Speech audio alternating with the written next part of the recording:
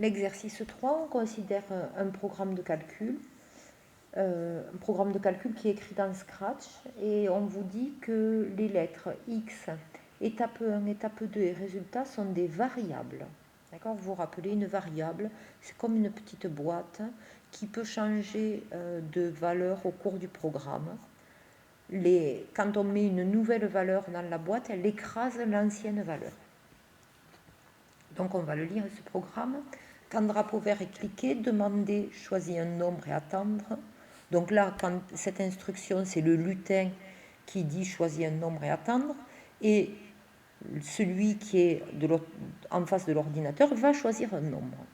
Mettre X à réponse. Réponse, c'est quoi? C'est une variable qui est créée automatiquement par l'instruction demander et qui reçoit la réponse de l'utilisateur. Donc cette réponse de l'utilisateur, on va la mettre dans la variable X. Ensuite, le lutin dit, je multiplie le nombre par 6. Et qu'est-ce qu'il fait? Le programme fait mettre étape 1 à 6 fois X. Donc dans la variable étape 1, on a le produit du nombre choisi par 6. Ensuite, le lutin dit, j'ajoute 10 au résultat. Et que fait le programme? Dans la variable étape 2, il met le nombre qui était dans l'étape 1 plus 10. Puis le lutin dit, je divise le résultat par 2. Et le programme met dans la variable résultat le nombre qui est dans la variable étape 2 divisé par 2. Et ensuite, le lutin dit, j'obtiens finalement, et il donne le nombre qui est dans la variable résultat. Donc, Julie a fait fonctionner ce programme en choisissant le nombre 5. Vérifiez que ce qui est dit à la fin est j'obtiens 20.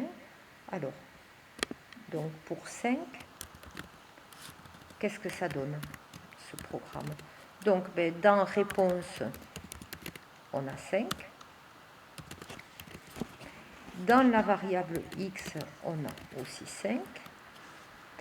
Dans la variable étape 1, on a 6 fois 5, c'est-à-dire 30. Dans la variable étape 2, on a 30 plus 10, c'est-à-dire 40. Et dans la variable résultat, on a 40 divisé par 2, c'est-à-dire 20. Donc à la fin, si Julie choisit 5, on obtient bien comme résultat 20, c'est bien ce qui est dit. Petit b, on me demande de faire la même chose, mais cette fois-ci avec le nombre 7. Donc, l'utilisateur saisit le nombre 7, la variable x reçoit ce nombre 7, donc dans x, il y a 7. La variable étape 1 reçoit 6 fois 7, c'est-à-dire 42. La variable étape 2 reçoit 42 plus 10, c'est-à-dire 52. Et la variable résultat reçoit le nombre qui était dans étape 2 divisé par 2, c'est-à-dire 26. Donc quand Julie choisit 7 comme nombre de départ, le programme donne comme résultat 26. Ok. Julie fait fonctionner le programme et ce qui est dit à la fin est j'obtiens finalement 8. Quel nombre a-t-elle choisi au départ? Alors là, vous avez deux possibilités. Soit vous faites un programme de calcul que vous remontez. Donc, première possibilité, le programme de calcul, c'est donc choisir un nombre,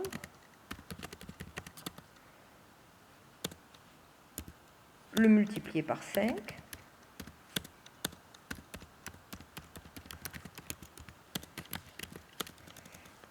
hop là, je vais y arriver, le multiplier par 5, ajouter 10 et diviser par 2.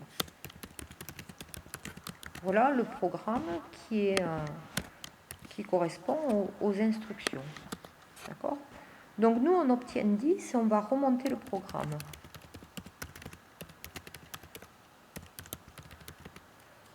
Donc, on obtient, j'ai dit une ânerie, 8. Donc, on part de la dernière instruction et on remonte. Le résultat, le nombre qui divisé par 2 donne 8, c'est 16. Donc, on fait 8 fois 2, ça fait 16. Ça, 16, c'est le nombre qui était dans l'étape 2.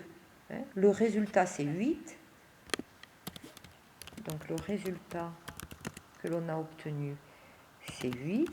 Donc, le nombre qui était dans l'étape 2, ben, c'était le double. Puis, le nombre qui était dans l'étape 1, ben, dans l'étape 1, on a le nombre, pour passer de l'étape 1 à l'étape 2, on multiplie par 5, mais pour passer de l'étape, on ajoute 10, on ajoute 10, donc pour passer de l'étape 2 à l'étape 1, ben on va enlever 10, on obtient 6. Et puis le nombre choisi, c'est-à-dire x, pour passer de x à l'étape 1, on multiplie par 6, donc là on va diviser par 6. Et on obtient 1. Donc, le nombre choisi, c'est-à-dire le nombre réponse, c'était 1. On pouvait aussi résoudre l'équation. On appelle x le nombre choisi au départ.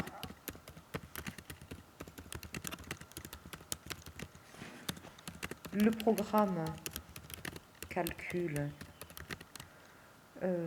6x, je ne me rappelle plus, choisir un nombre, c'est pas le multiplier par 5, c'est le multiplier par 6. Je me suis trompée là. Choisir un nombre, le multiplier par 6, 6x, ajouter 10.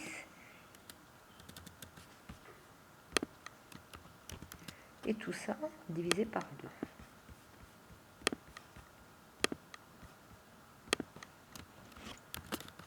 Oui, ça ne marche pas. Donc tout ça divisé par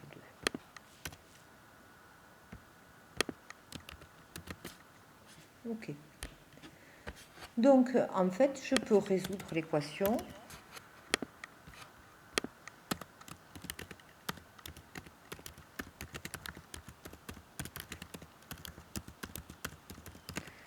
Je cherche quand est-ce que cette expression est égale à 8. Je multiplie les deux membres de l'égalité par 2 pour faire disparaître le dénominateur et j'obtiens 6x égale 8 fois 2, c'est-à-dire 16. J'enlève 10 aux deux membres de l'égalité. Et j'arrive donc à 6x plus 10 moins 10 égale 16 moins 10. Autrement dit, 6x égale 6. Et je termine en divisant 6 par 6, puisque le nombre qui est multiplié par 6 donne 6, c'est le quotient de 6 par 6. Et 6 divisé par 6, c'est égal à 1. Donc on retrouve bien évidemment le même résultat que quand on a remonté le programme de calcul. Maxime utilise... Ah oui, non, pardon. Question petit 3, si on appelle x le nombre choisi au départ, écrire en fonction de x l'expression obtenue à la fin du programme, puis réduire cette expression autant que possible. Donc nous, c'est ce qu'on a fait là. On a trouvé quel était le nombre calculé par le programme. Par contre, on n'a pas réduit autant que possible. 6x plus 10 divisé par 2, c'est la même chose que 6x divisé par 2 plus 10 divisé par 2. Autrement dit, 3x plus 5. Voilà l'écriture la plus simple possible du programme qui correspond à ces instructions. Maxime utilise le programme de calcul ci-dessous, choisir un nombre, lui ajouter 2, multiplier le résultat par 5. Peut-on choisir un nombre pour lequel le résultat obtenu par Maxime est le même que celui obtenu par Julie? C'est-à-dire, si Maxime et Julie choisissent le même nombre au départ, est-ce qu'il est possible qu'ils obtiennent le même résultat? Existe-t-il un nombre x pour lequel le programme de Maxime et le programme de Julie donnent le même résultat? Alors, je vous rappelle donc le programme de Julie. Je mettrai tout ça au propre après. Le programme de Julie, c'est le résultat du programme de Julie, c'est 3x plus 5. Et le programme de Maxime, on va le traduire par une expression littérale également. Donc, le programme de Maxime, qu'est-ce qu'il fait? Il choisit un nombre, donc on a dit qu'on choisissait le même x. Il lui ajoute 2, il multiplie le résultat par 5. Donc, x plus 2 fois 5. Alors, si vous l'écrivez comme ceci, ça ne va pas parce que vous ne multipliez que 2 par 5, alors que vous devez multiplier la somme de x et de 2. Je peux l'écrire en écriture développée, 5x plus 10. Je distribue 5 à chacun des termes. On me demande si ces deux programmes peuvent renvoyer le même résultat. Je dois résoudre l'équation suivante. Existe-t-il une valeur de x pour laquelle 3x plus 5 est égal à 5x plus 10? Ce que je vais faire, c'est que je vais isoler les termes en x d'un côté, les termes constants de l'autre côté. Donc je vais enlever 3x aux deux membres,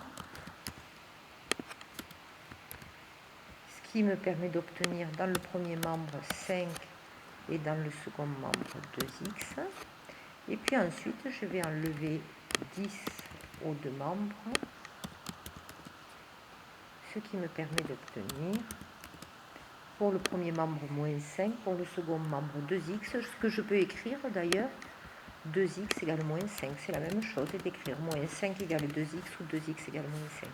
Quel est le nombre qui multiplié par 2 donne moins 5? C'est le quotient de moins 5 par 2, moins 2,5. Donc il existe bien un nombre pour lequel ces deux programmes donnent le même résultat, et ce nombre, c'est moins 2,5.